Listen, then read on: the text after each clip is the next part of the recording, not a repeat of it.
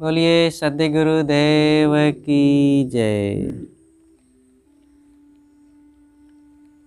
मुद मंगल में पूजनीय संत समाज।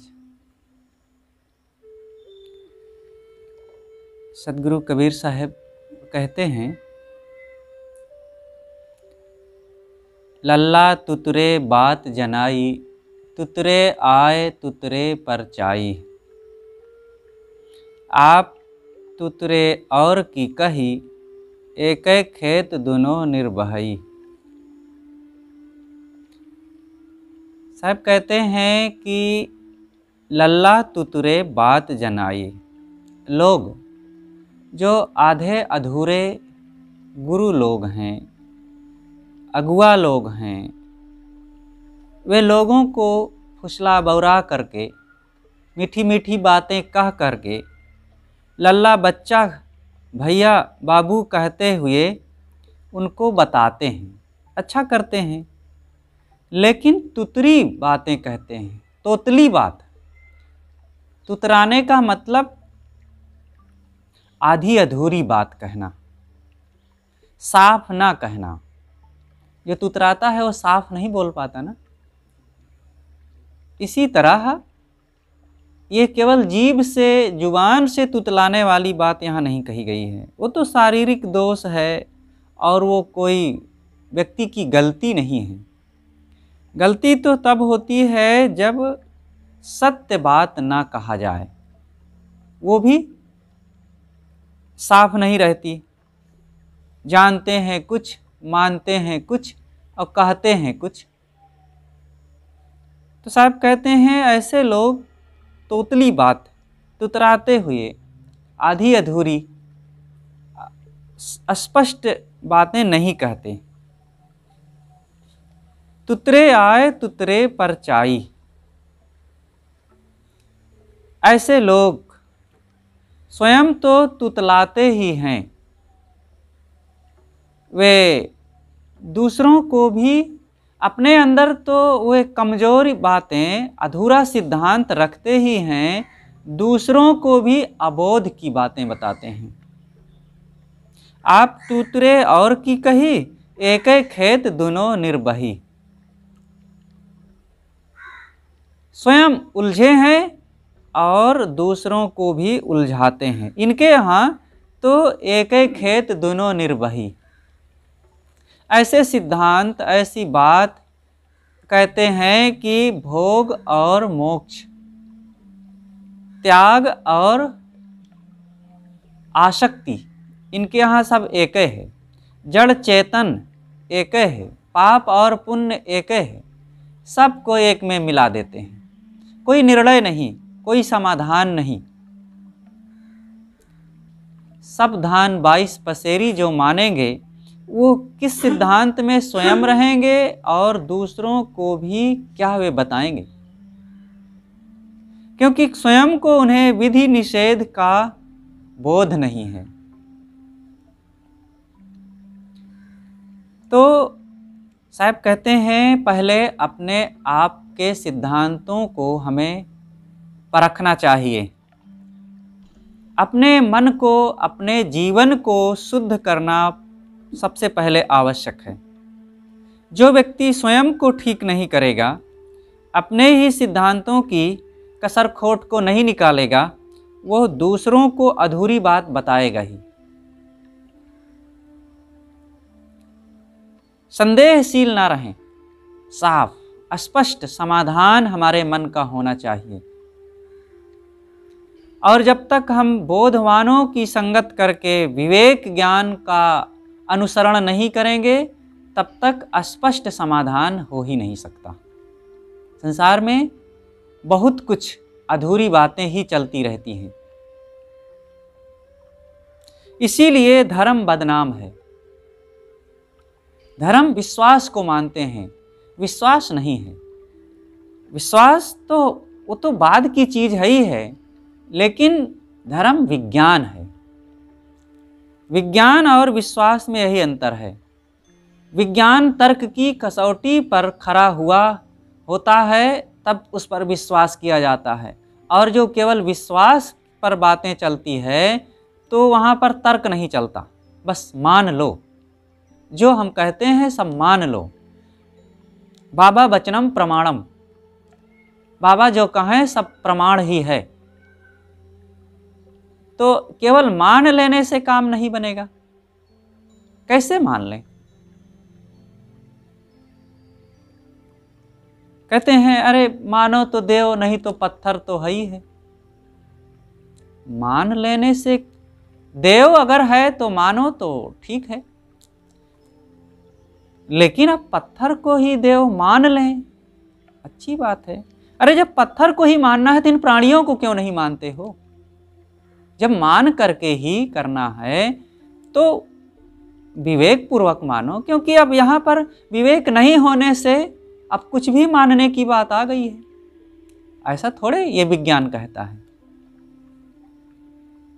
मानो तो हलवा, नहीं तो मिट्टी तो है ही है। मिट्टी को कोई हलवा मान करके खा लेगा? जो हलवा है सो हलवा है, हलवा खाने योग्य है, मिट्टी खाने योग्य नहीं है। मिट्टी का और व्यवहार होता है। हम इस खंभे में मान लें कि इसमें हाथी है, तो इसमें हाथी हो जाएगा? तो सदगुरु कहते हैं लल्ला तुतरे बात जनाई, बहुत मीठी मीठी बातें कोई कह रहा हो लेकिन अधूरी बात कहता है, तो वो बात आचरणीय नहीं है, माननीय नहीं है। साफ होना चाहिए। बात मीठी भी हो लेकिन सत्य भी हो। सत्य बातें अधिकतम कड़वी हो ही जाती हैं, लेकिन उसमें मिठास लाना समझदार इंसान का कर्तव्य है। लेकिन अब केवल मिठास ही हम उसमें घोलते रहें, सत्यता दूर तक उसमें ना छू गई हो, तो फिर उस मिठास से क्या प्रयोजन रहा? ये मीठी मीठी बातें कहते कहते तो बहुत भटक गए हैं हम।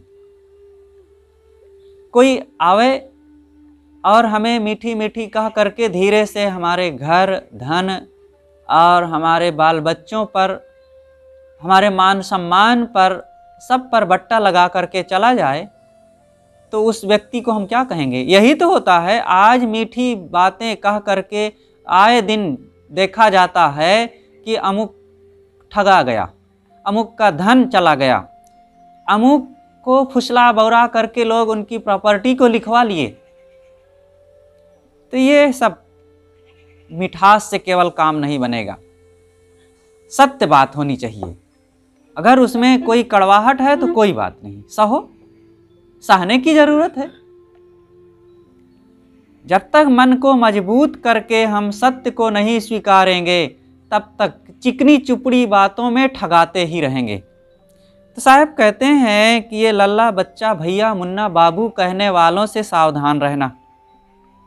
अच्छा है कि ये ऐसी बातें विनम्रता पूर्ण होना ही चाहिए, लेकिन उनकी बातों में आकर के तुम अबोध में ही पड़े रहो, असत्य सिद्धांतों का ही प्रतिपादन करते रहो और भटकाव, भ्रम तथा अंधविश्वासों में ही घूमते रहो, सत्य स्वरूप आत्मा का बोध ही ना प्राप्त हो, जो कर्तव्य हैं कर्तव्यों से सब समय विमुख ही बने रहो, ये ठीक नहीं है।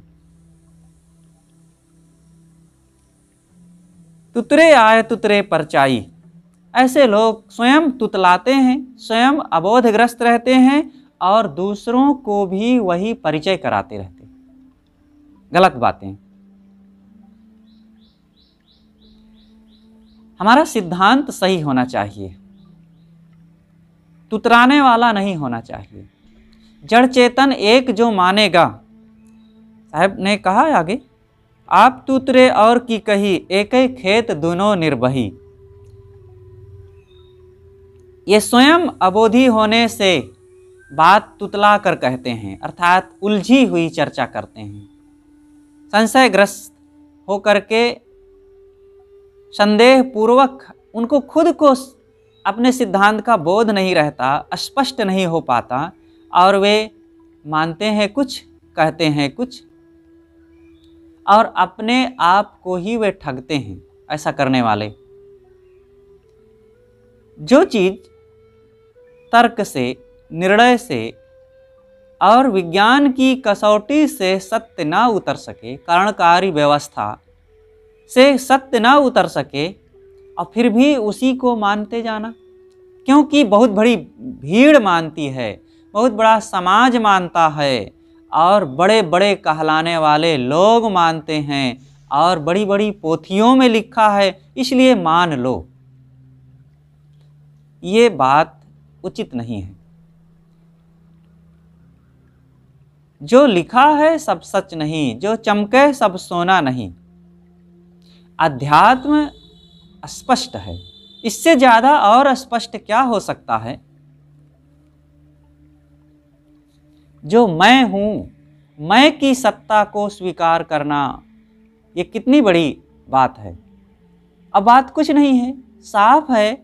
हम बाहर किसी चीज को नहीं जानते हैं, नहीं देखे हैं, उसका अध्ययन नहीं है, तो भौतिक चीजों का हो सकता है बोध हमें ना हो।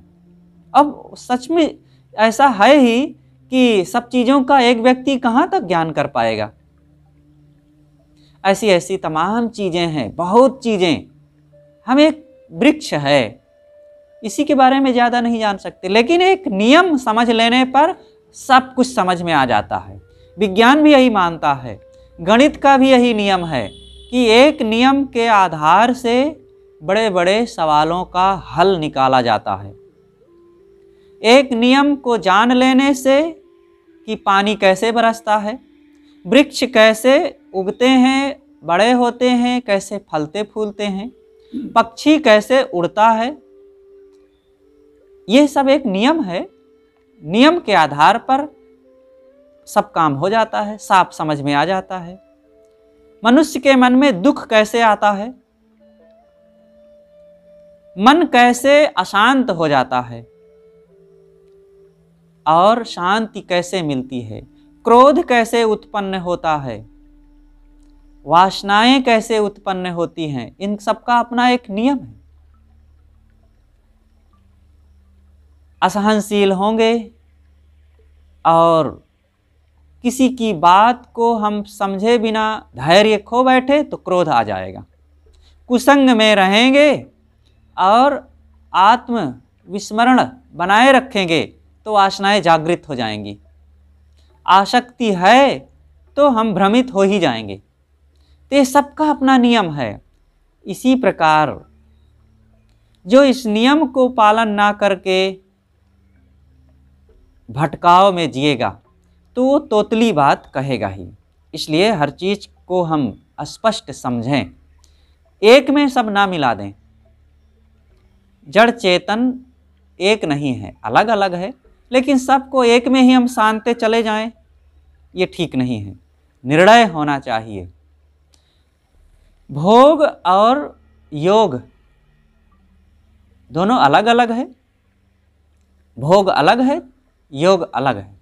भोग में दुख है, भोग में भ्रम और अज्ञान मिला हुआ है, लेकिन योग में निर्भयता, निश्चिंतता, शांति और पूर्ण स्वस्थता होती है। लेकिन एक में मिला देने से कह दिए कि सब ठीक है, और एक ये सिद्धांत ही बना दिया गया अद्वैत वेदांत का। यद्यपि अद्वैत वेदांत बहुत ऊंची चीज है, अद्वैत जिसमें अन्य कुछ ना हो, वेदांत केवल खरा ज्ञान हो, जहां पर ब्रह्मवाद, आत्मवाद, लेकिन इसका अन्यथा अर्थ लगा करके सब गुड़ गोबर कर दिया गया।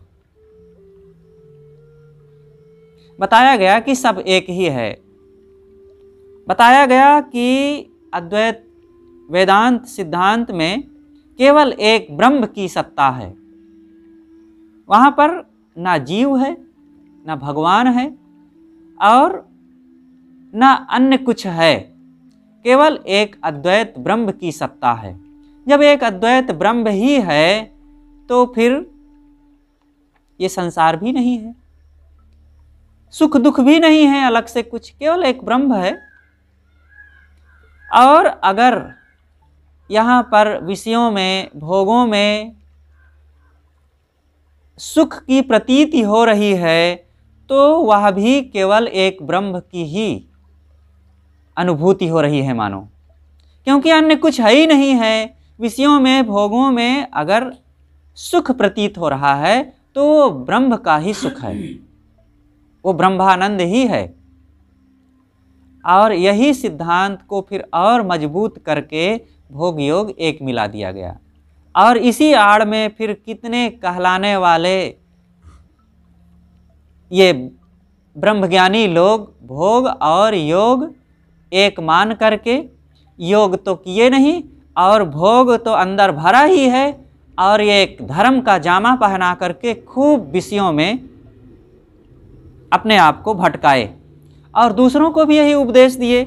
ये बिगड़ी घड़ी बन करके समाज में एक कच्चा और भ्रमपूर्ण सिद्धांत स्थापित कर दिए और लोगों को भटकने के लिए एक बहुत बड़ा आयाम खोल दिए। इसलिए हम साफ बात कहें, तुतलाते हुए, उलझी हुई, आधी अधूरी बातें ना कहें। कितने बड़े बड़े विद्वान कहलाने वाले लोग भी इस सिद्धांत में उलझ करके स्वयं उलझते हैं और दूसरों को भी अबोध में, संशय में डाल रखते हैं। गुरुदेव जी एक बड़े बाजार में थे। अरे वो बड़ा बाजार क्या, गोंडा जिला में करनेलगंज एक बाजार है। गुरुदेव जी के साथ अनेक बार वहाँ जाना हुआ, इधर भी अनेक बार जाना हुआ। वहाँ और उसके आसपास के क्षेत्रों में गुरुदेव जी का खूब भ्रमण चलता ही रहता था। एक बार की बात, वहाँ रहे, एक सप्ताह का कार्यक्रम हुआ। एक सप्ताह था या कुछ दिन का था, तो चलने का समय हो गया। ट्रेन पकड़ने के लिए स्टेशन पर गुरुदेव जी थे। इतने में एक पंडित जी आ गए, सुने कि गुरु जी जा रहे हैं तो हाँफते काँपते स्टेशन पर आ गए और मिले, दंड प्रणाम हुआ, बहुत खुश रहे। बड़े सुपरिचित थे, विद्वान पुरुष थे, अद्वैत वेदांती भी थे वे। तो बात करते करते गुरुदेव जी ने उनसे पूछा, पंडित जी कुछ भजन होता है? कहें क्या भजन करूं, यहाँ तो सब एक ही है और तो कुछ है ही नहीं,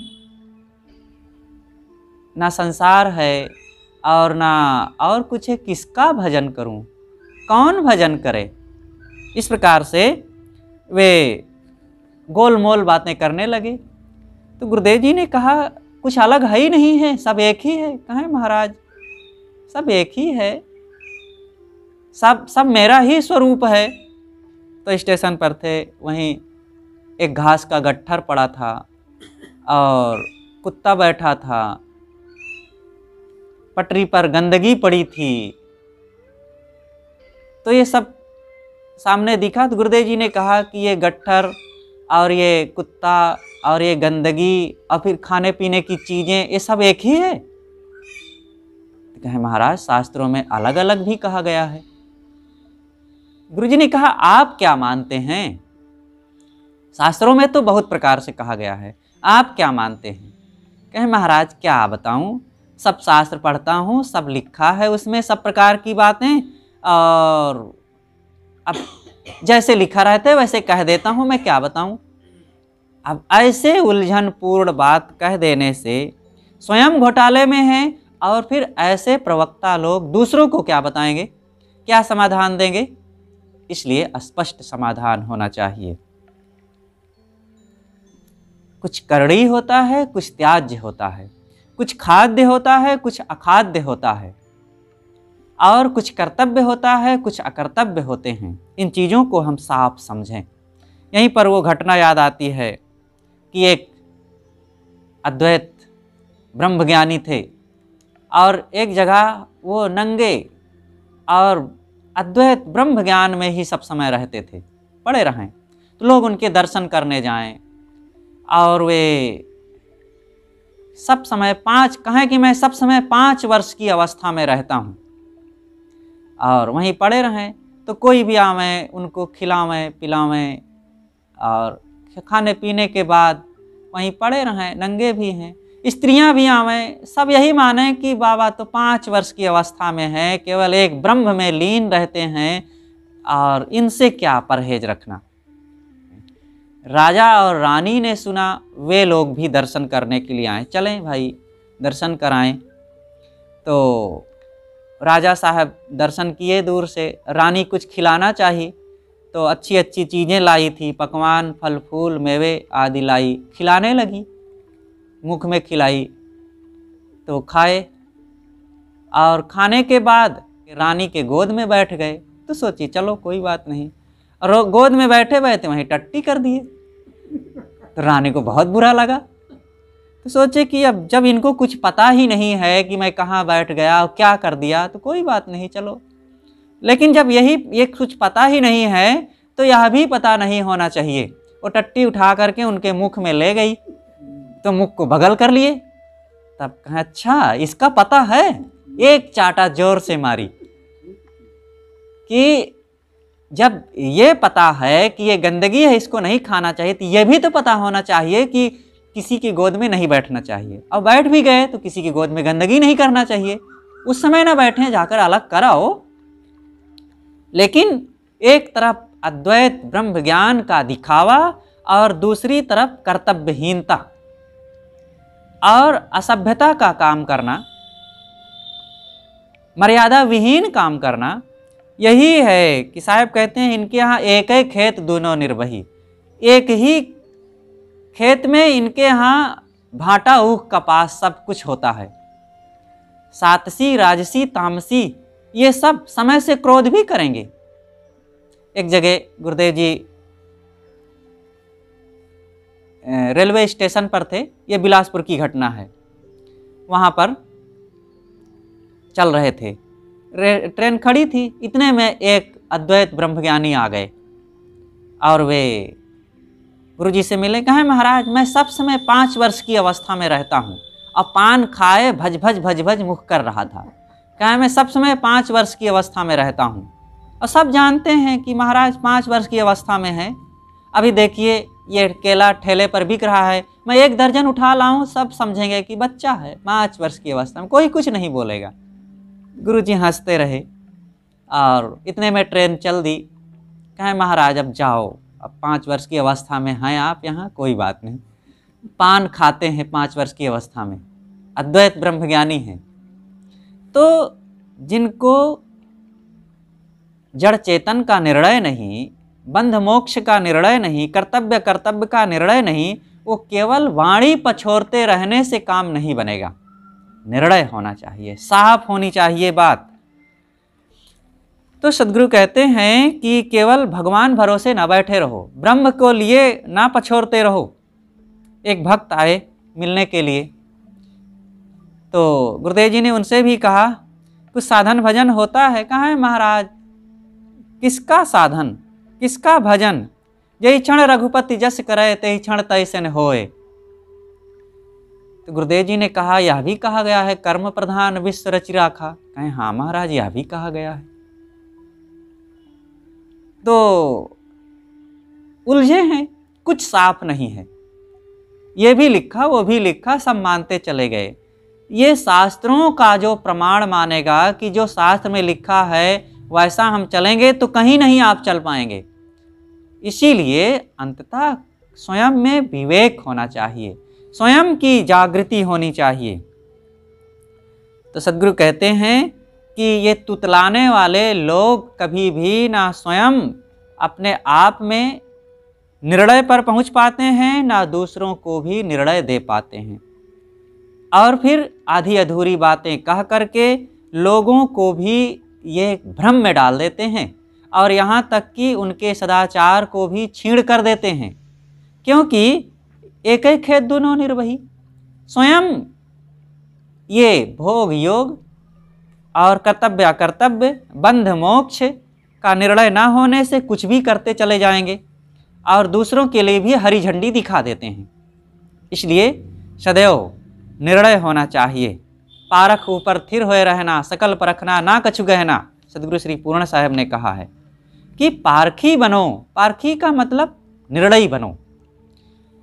केवल एक सिद्धांत को मानने वाले सदगुरु कबीर की धारा में रह करके ये जो पारखी संत भक्त हैं, यही भर पारखी नहीं है। अरे पारखी तो मानव मात्र है, जीव मात्र है। आप भी पारखी हैं, आप भी कुछ लेने जाते हैं तो देख लेते हैं। एक बिल्ली भी पारखी है, वो पत्थर के चूहे को नहीं पकड़ती है, सचमुच चूहे को पकड़ती है। एक गिद्ध भी पारखी है, वो जिंदा ढोर पर नहीं बैठता है, मुर्दे पर बैठता है। तो एक चींटी भी पारखी है, वो बालू और शक्कर में से शक्कर निकाल लेती, बालू को छोड़ देती है। तो हर जीव पारखी है, फिर हम बेपारख का काम क्यों करें। अब आगे साहब बताते हैं कि तुम्हारा लक्ष्य बाहर नहीं भीतर ही है, तुम बाहर कहां तक भागोगे। वह वह कहे सब कोई, वह कहे काज नहीं होई, वह तो कहे सुने जो कोई, स्वर्ग पताल न देखे जोई। वह अक्षर के माध्यम से सदगुरु उपदेश करते हैं, कहते हैं कि वह सब लोग कहते हैं वहाँ भगवान है, वहाँ भगवान है, वहाँ देवता है, वहाँ ईश्वर है, वहाँ परमात्मा है, वहाँ का देवता बड़ा है, वहाँ का देवता ज़्यादा काम करता है, उसका आशीर्वाद ज़्यादा फलता है, वहाँ का जो देवी प्रकट हुई है वो ज़्यादा सिद्ध है। वह कहे सब कोई, लेकिन वह कहे काज नहीं होई। वहाँ कह करके, वहाँ भगवानों को खोज करके काम नहीं बनेगा। वह तो कहे सुने जो कोई, स्वर्ग पताल न देखे जोई। ये वह कहने वालों की जो बात सुनेगा, ऐसे सुनाने वाले लोग हैं। वहाँ भगवान है, वहाँ चले जाओ, जल चढ़ाए आओ, वहाँ पूजाओ, वहाँ सोहारी लपसी चढ़ाए आओ, और तब तुम्हारा कल्याण हो जाएगा, तुम्हें पुत्र मिल जाएगा, धन मिल जाएगा, नौकरी मिल जाएगी, परीक्षा में पास हो जाओगे, रोग दूर हो जाएगा, बताते रहते हैं। अपनी बातें नहीं समझते हैं कि मैं क्या कह रहा हूँ। हाँ, दूसरों के लिए बड़े तार्किक बन जाएंगे। गोस्वामी जी का एक बहुत बड़ा तर्क है। जब वे बहराइच की ओर गए और देखे कि बहराइच में एक गाजी मियाँ की समाधि है, मजार। वहाँ की मजार की प्रसिद्धि यह है कि इस मजार में जो कोई जल चढ़ाएगा और फिर मजार का धोया हुआ जल जो आँख में लगा लेगा, उसको आँख मिल जाएगी। कोढ़ी अगर अपने शरीर में लगा ले तो उसका शरीर तुरंत देखते देखते अंग संपन्न हो जाएगा। हाथ पैर की उंगलियां अगर गल गई हैं तो लगाया और बस देखते देखते उंगलियां ठीक हो जाएंगी। बांझ स्त्री कोई हो जिसको बच्चे न पैदा होते हों, वो अगर पी ले तो उसको पुत्र हो जाएगा। तब लही आँख कब आंधरे, बांझ पूत कब ले आए, कब कोढ़ी काया लही जग बहराइच जाए। किस अंधे ने आँख पाया यहाँ का पानी आँख में लगाने से, और किस बंध्या ने पुत्र पाया, और किस कोढ़ी ने काया पाया, किसका शरीर ठीक हुआ। बहुत बड़ा तर्क गोस्वामी जी देते हैं और बहुत बढ़िया कहते हैं। लेकिन जब अपनी तरफ बात कहना होता है तब कहते हैं कि अवध तजे तन नहीं संसारा, चार खान जग जीव अपारा, अवध तजे तन नहीं संसारा। चारों खानियों के जितने जीव हैं, अगर वे अयोध्या में शरीर छोड़ दें तो फिर उनको पुनः जन्म नहीं लेना पड़ेगा, वे सब मुक्त हो जाएंगे। अब ये सारा तर्क उनका कहाँ चला गया, यहाँ पर विचार नहीं किए। यही है अधूरी बात। एक तरफ गोस्वामी जी महान विद्वान पुरुष, संत पुरुष, ज्ञानी पुरुष, निर्णयी, उनके जो विचार हैं ग्रंथों में देखिए, एक से एक हीरे मोती उनके शास्त्रों में जड़े हुए हैं। चाहे मानस को देखिए, चाहे तुलसी सतसई देखिए, और चाहे और भी उनके दोहावली देखिए। लेकिन बीच बीच में ऐसी भी बातें कह दिए तो लोगों में संशय हो जाता है। ये संशय वाली बातें कह देने से फिर हमारी अच्छी बातों पर भी विश्वास नहीं रह जाता, इसलिए साफ होना चाहिए। सदगुरु कबीर ने साफ निर्णय दिया है, वे संदेह वाली बात नहीं कहे हैं, एक सरीखी बात। पूरे बीजक को आप पढ़ डालिए, कहीं भी दुविधा वाली बात नहीं है कि इधर भी कह दिए उधर भी कह दिए। मुख देखी बात, नाभादास जी महाराज ने कहा है, मुख देखी नाहिन भनी, कबीर कान राखी नहीं, वर्णाश्रम सटदर्शनी। साहब ने मुख देखी बात नहीं कहा, कोई इस ढंग से जानता मानता है तो उसके पास गए तो उसके जैसे बोल दिए। गंगा में गंगा दीन, जमुना में जमुना दीन नहीं हो जाते हैं। साहब साफ कहते हैं कि लागे कि फाटे, और जैसा भी हो मैं सत्य कहूँगा। तो जो है सो साफ कहना चाहिए। तो सदगुरु कहते हैं, वह तो कहे सुने जो कोई, स्वर्ग पताल न देखे जोई।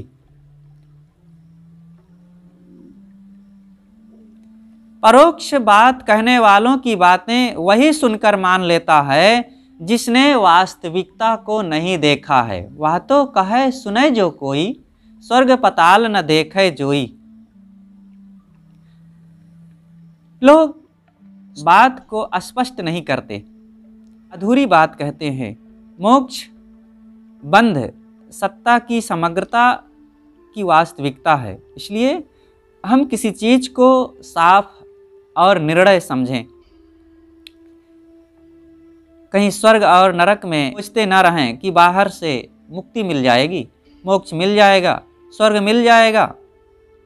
सदगुरु कहते हैं बाहर कहीं खोजो मत।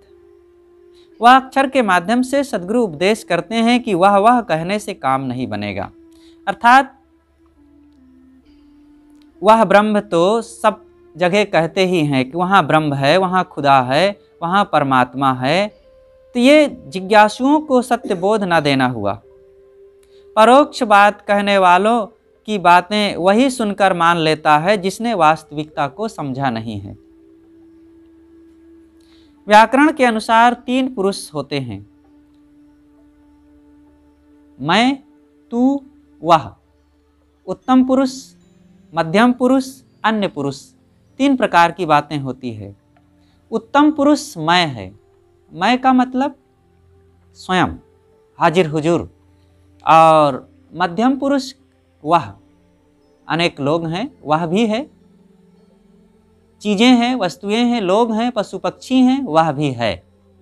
अन्य पुरुष, अन्य भी हैं, मेरे और इनके अलावा अन्य भी तो हैं। उपनिषद में वो बात आती है, अहम ब्रह्मास्मि, तत्त्वमसि, अयम आत्मा ब्रह्म, प्रज्ञानम ब्रह्म। इस प्रकार से ये 3 प्रकार की बातें हैं, मैं, तू, यह। तो साफ स्पष्ट होना चाहिए कि सबसे बड़ी उपलब्धि है मैं को जानना। हम अपने को ही भूल गए और बाहर खूब खोजते रहे तो ये अधूरी बात रही। वाह कह कर के जो वह के चक्कर में रहेगा वो वास्तविकता से, सत्य से, निर्णय से दूर ही रहेगा। सदगुरु कि ये जो बातें हैं वह कहे सुने जो कोई, अपने से पृथक अपना लक्ष्य परमात्मा, राम, ब्रह्म, मोक्ष खोजते रहने वाले खोजते ही रह जाते हैं, लेकिन निर्णय से बिल्कुल वे दूर चले जाते हैं। परोक्ष में खोजना सत्य से अलग हो जाना है, अपरोक्ष का बोध होना चाहिए। सदगुरु कहते हैं स्वर्ग पताल न देखे जोई, अर्थात जिसे सत्य की समग्रता का, बंध मोक्ष का एवं वास्तविकता का बोध नहीं है तो वे कुछ का कुछ ही मानते जाते हैं। भोला आदमी ही परमात्मा एवं मोक्ष को अपने से अलग खोजता है। थोड़ी सी बुद्धि से भी अगर हम सोचते विचार करते तो बाहर ना दौड़ते रहते। यदि मेरा लक्ष्य बाहर है तो फिर बाहर वाला मिलेगा तो छूट भी जाएगा। ये नियम है, ये संसार का नियम है, जो मिलता है वो छूट जाता है। यदि मेरा उद्देश्य मेरे से अलग है तो फिर मैं खोजता ही रह जाऊंगा, कभी भी मुझे पूर्णता का बोध नहीं हो पाएगा। इसलिए हम अपने लक्ष्य को बाहर नहीं, अपने भीतर पहचाने। तो सद्गुरु कहते हैं, वह कहने से काम नहीं बनेगा, मैं स्वयं को पहचानूं। आगे साहब कहते हैं, सस्सा सर नहीं देखे कोई, सर शीतलता एकै होई। सस्सा कहे सुनहु रे भाई, शून्य समान चला जग जाई। सस्सा सर नहीं देखे कोई। सस्सा सा अक्षर के माध्यम से सद्गुरु कहते हैं कि सा कहता है, मानो सा अक्षर ये हमें संकेत दे रहा है कि सर, सर माने यहाँ सर है, सर और सर में अंतर है।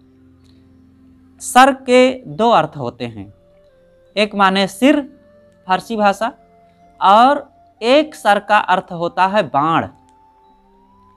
गोस्वामी जी ने भी कहा है, जो कोई कोप भरे मुख बैना, सन्मुख हतय गिरा सर पैना।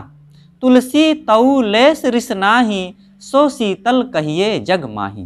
तो यहाँ का सर का अर्थ है बाण।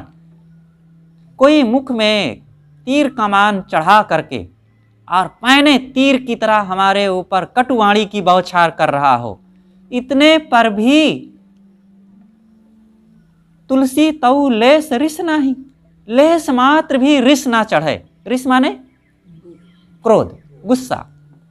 इतने पर भी कोई जोर से तीखे वाण की तरह अपनी वाणी छोड़ रहा हो, कटुवाणी कह रहा हो, इतने पर भी थोड़ा भी गुस्सा न आवे, गोस्वामी जी कहते हैं, सो शीतल कहिए जगमाही। संसार में उसे कहते हैं शीतल, शांत आत्मा। बहुत बड़ी कसौटी देते हैं और सभी साधकों को इस कसौटी पर खरे उतरना चाहिए। अपने अपने मन को पहचानो। देखो, तो यहाँ बात आई है सर। सर माने सिर भी होता है और सर माने बाण भी होता है, लेकिन यहाँ सर है, सर तालब्बी सा है और इसका अर्थ होता है पानी। तो सद्गुरु कहते हैं कि सस्सा सर नहीं देखे कोई। पानी को लोग उसकी हकीकत को नहीं देखते। सर शीतलता एकै होई। पानी और पानी की शीतलता अलग अलग नहीं होती, एक ही है। सस्सा कहे सुनहु रे भाई, शून्य समान चला जग जाई। साक्षर कहता है कि हे भाई सुनो, लोग तो शून्य में चले जा रहे हैं। शून्य में, शून्य में जाने का मतलब अपने लक्ष्य को स्वसत्ता से अलग, स्वरूप से अलग, अपरोक्ष से अलग शून्य में खोज रहे हैं, शून्य में टटोल रहे हैं। वहाँ से हमें कोई शक्ति मिलेगी और वहाँ हमें सुख मिलेगा, वहाँ हम लीन होंगे, वहाँ हम स्थित होंगे। बाहर कहाँ स्थित होगे? बाहर कहाँ वो परमात्मा बैठा है? साहेब साहेब सब कहाँ मोहि अंदेशा, और साहेब से परिचय नहीं, बैठोगे कहीं ठौर? किस जगह बैठोगे? अरे वो जगह तो होनी चाहिए जहाँ पर बैठ सको। एक व्यक्ति था, वो अपना ऊँट लिए चला जा रहा था, तो रास्ते में एक दूसरा व्यक्ति मिला। वो दूर से चला आ रहा था, बहुत थक गया था, गर्मी भी थी, दोपहर का समय हो गया था। उसने ऊँट वालों से कहा, ए भैया मुझको भी अपने ऊँट पर बैठा लो, मैं बहुत थक गया हूँ। ऊँट वाले ने सोचा कि अरे ठीक है, कोई बात नहीं, मैं बैठा हूँ ऊँट पर, एक और बैठ लेगा तो क्या फ़र्क पड़ जाएगा ऊँट का, ये तो कई बोरे लाद लेता है।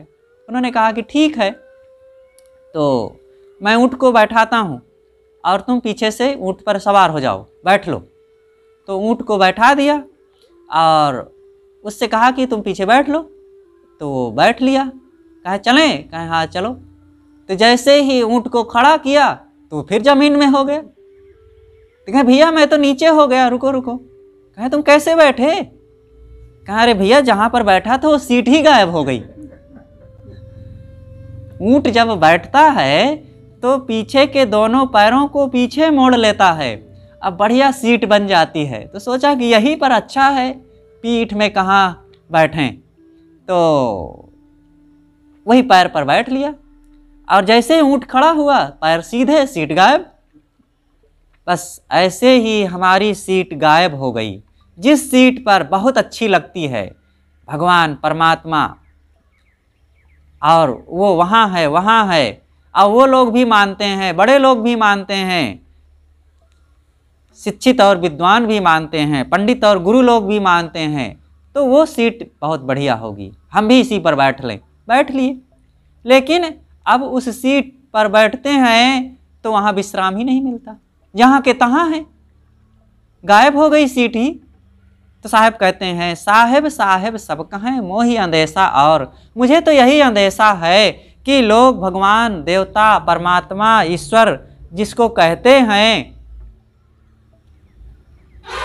वो तुम्हारा कल्याण नहीं करेगा, वहाँ तुम्हें विश्राम नहीं मिलेगा, बैठोगे कहीं ठौर। साहेब से परिचय नहीं, उस साहेब से मुलाकात किए नहीं, जिससे मुलाकात नहीं फिर उससे परिचय नहीं, और परिचय नहीं तो उससे तुम्हें लाभ कैसे मिलेगा। कल्पना के लड्डू खाने से पेट भरेगा क्या? नहीं भरेगा। तो कल्पनाओं में ना जाएं, कल्पनाओं के लड्डू से काम नहीं बनेगा। दो व्यक्ति थे, चलते चलते थक गए थे, कहें यार बहुत थकान लग गई है, भूख भी लगी हुई है। करे भूख बहुत लगी है तो मने मन में भूंजा चबैना कुछ खाओ। तो कहते हैं अरे जब मने मन में खाना है तो भूंजा चबैना कैसे क्या खाएं, और लड्डू पूड़ी क्यों ना खाएं। जब मने मन में खाना है तो लाई चबैना खाना क्या कोई समझदारी की बात है। अरे लड्डू पूड़ी हलवा खीर खाएं तो ये मने मन में खाओ, खूब पेट भर जाएगा। मन कहे कब जाइए चित्त कहे कब जाओ, छाओ मास के हीड़ते आध कोस पर गांव। मन भी पुलकित होता है कब चलेंगे उस भगवान के दर्शन करने, और चित्त भी कहता है हाँ हाँ चलो बिल्कुल चलेंगे।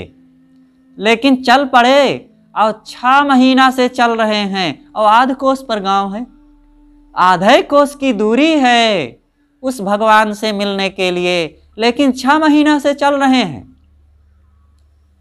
कैसी चाल है ये। तो वैसे तुम्हारी चाल पाहनव ते भारी, तुम्हारी चाल तो पत्थर से भी ज्यादा वजनदार हो गई है। पैरों में पत्थर बंधे हैं जो वहां नहीं पहुंच रहे हो, क्योंकि हमारी दिशा गलत हो गई है। वो भगवान आधे कोस पर है। आधे कोस का मतलब बस जो बाहर जा रहे हो भीतर लौटाओ, आत्मा में बहुत निकट। तो साहब कहते हैं कि सर शीतलता एकै होई, पानी और शीतलता जैसे एक है वैसे ही तुम्हारा स्वरूप और तृप्ति, परम संतोष वो अलग अलग नहीं है, एक ही है। जीव और जीव का लक्ष्य एक ही है, अलग ना जाओ। कहाँ अलग जा रहे हो, कहाँ अलग से वो मिलेगा। तो हम इस बात को पहचाने साहेब, बारंबार बाहर से लौटकर भीतर आओ, अप्रोक्ष की ओर आओ, परोक्ष में ना भटको, प्रत्यक्ष में ना खो। तो ये जो निर्गुणी धारा के संतों के विचार हैं, यही उपनिषद चिंतन है, यही बुद्ध महावीर का चिंतन है, यही शास्त्रों का कथन है। महर्षि पतंजलि ने भी यही कहा है, आत्मभाव भावना विनिवृत्ति ही। यहाँ तक उन्होंने कह दिया कि बाहर से तो तुम्हें लौटना ही है, मन में आत्मभाव भावना जो हो रही है इसको भी छोड़ो, बस उसमें लीन हो जाना है। क्या कहना कि मैं शुद्ध चेतन आत्मा हूँ, विषयों से अलग, बाहर से अलग, जड़ से अलग, मैं अविनाशी स्वरूप चेतन आत्मा हूँ, यह भी कहने की जरूरत नहीं है। अरे तुम वही है ही हो, बस उसमें लीन हो। इतना ऊंचा ज्ञान जहाँ पर जिस देश में महर्षियों, ऋषियों, मुनियों ने चिंतन किया हो, वहाँ के लोग ऐसे भटके। ये गोबर और पीतर और पाथर और मूरत और पेड़ पहाड़ मिट्टी और पिंडी पूजते रह जाना और फिर शून्य में पुकारते रह जाना। बहुत दूर चले गए, बहुत दूर, सत्य से दूर चले गए हम। इतना हमारे पास धरोहर है, इतना ऊंचा चिंतन है, उपनिषद चिंतन वेदों का। वेदों में भी ये बातें आई है कि जगो, बाहर कहाँ खोज रहे हो। वेद का ही एक मंत्र है कि कुर्वन्नेवे कर्माणि जिजीविषेच्छितं समाह एवं त्वयि नान्यथे तो अस्ति ना कर्म लिप्यते नरे। अरे नर, नर कह करके मानो ऋषि हमें जागृत करते हैं। अरे नर, तू ना रमण कर बाहर।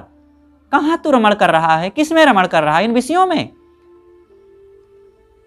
कुर्वन्नेवे कर्माणि,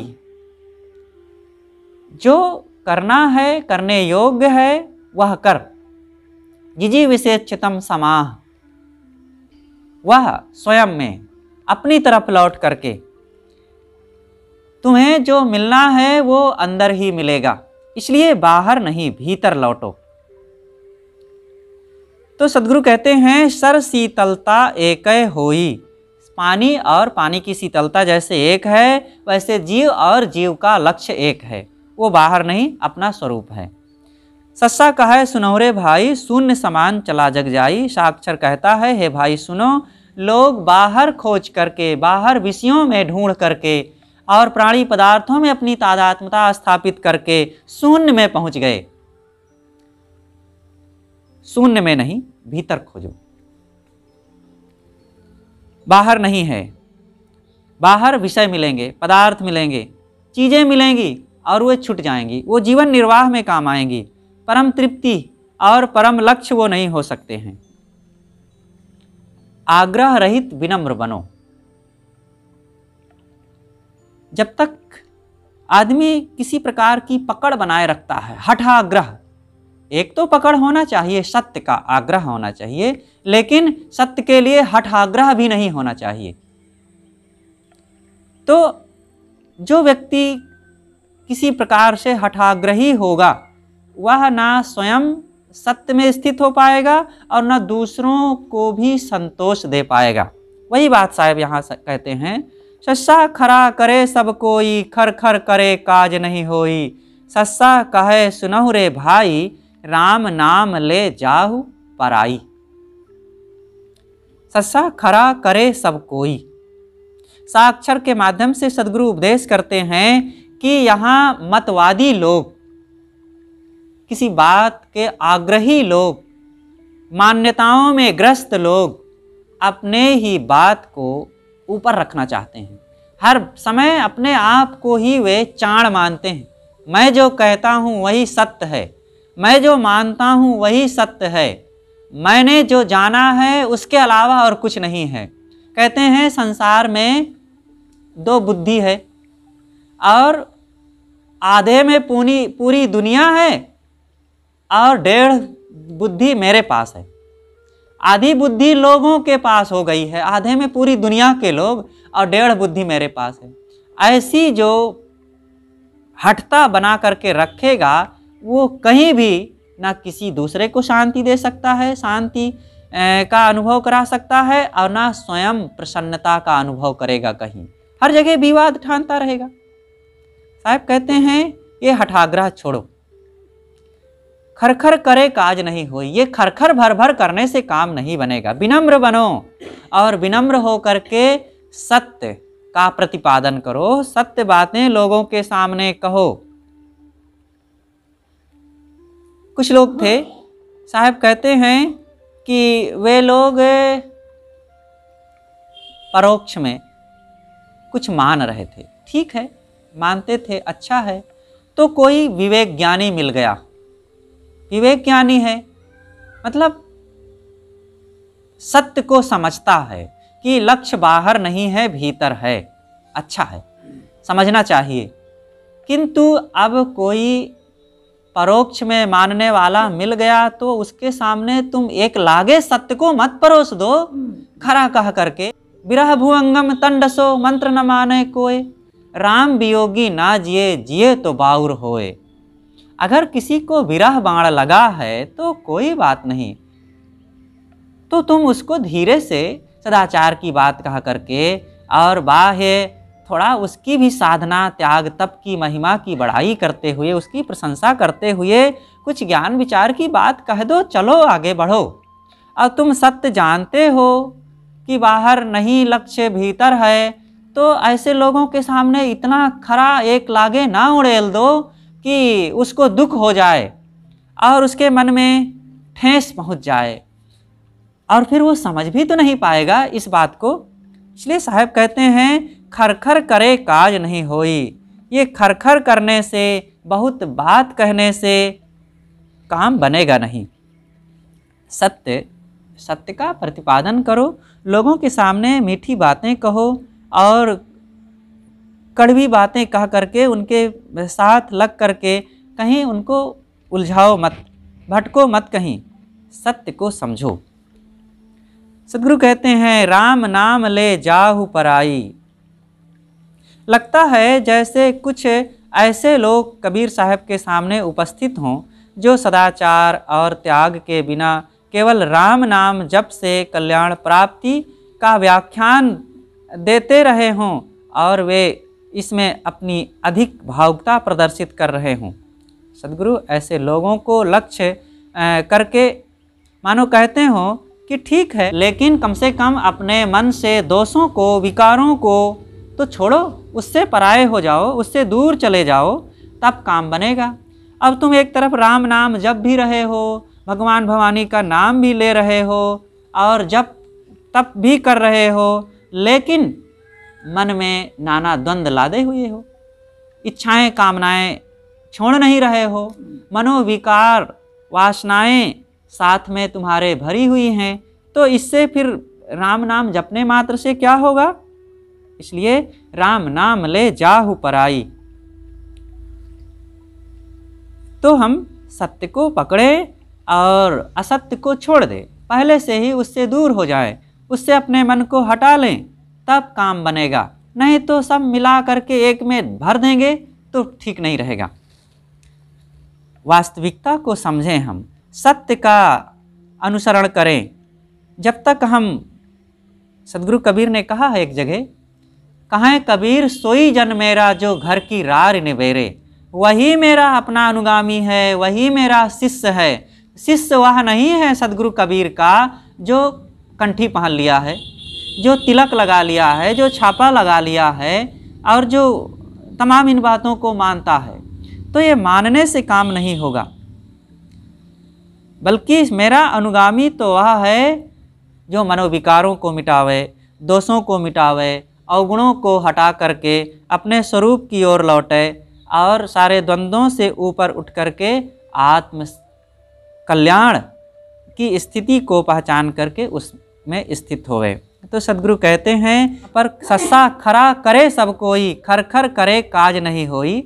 सस्सा कहे सुनहु रे भाई, राम नाम ले जाहु पराई। मतलब राम नाम मानते हो तो उसको मानो, लेकिन मानने के साथ साथ जीवन से दोष निकलें, दुर्गुण निकले, विषय विकार निकलें, तब हमारा असली राम का भजन हुआ, यही सच्चे राम की उपासना हुई। तो इस ढंग से हम अपने जीवन को ही शोधें और मांझें। जितना अपने को मांझेंगे उतना ही हमारे अंदर से आत्म शांति की सुगंधी प्रकट होती जाएगी। जैसे चंदन को घिसा जाता है, चंदन की लकड़ी में यूं ही सुगंध नहीं प्रतीत होती, लेकिन जब घिसा जाता है तो घिसने से सुगंध आती है। ऐसे ही हम अपने को मांझें, अपने को ही घिसें, तब आत्म शांति का, आत्म सुख का, आत्म आनंद का अनुभव होता जाएगा और जीवन हमारा कृतार्थता की ओर निरंतर बढ़ता जाएगा। तो सदगुरु कबीर इन 4 शब्दों में आज कहते हैं कि लल्ला तुतरे बात जनाई, मतलब जो लोग तोतली बातें बोलते हैं, मतलब साफ नहीं कहते, सत्य सत्य का निर्णय नहीं करते, ऐसे लोगों से सावधान रहे, क्योंकि वे जड़ चेतन एक में मिला करके हमें भ्रम उत्पन्न करके उल्टा रास्ता पकड़ा देते हैं। वह अक्षर से साहब कहते हैं कि वहाँ वहाँ भगवान है और वहाँ चलो वहाँ से कल्याण होगा। ये लोग वास्तविकता को नहीं जानते हैं कि कहाँ भगवान है, बाहर नहीं भीतर है। साक्षर के माध्यम से सद्गुरु कहते हैं पानी और पानी की शीतलता जैसे एक होती है, वैसे जीव और जीव का लक्ष्य एक होता है।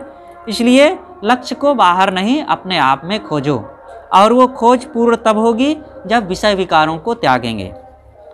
और खा मतलब षटकोण वाला सा।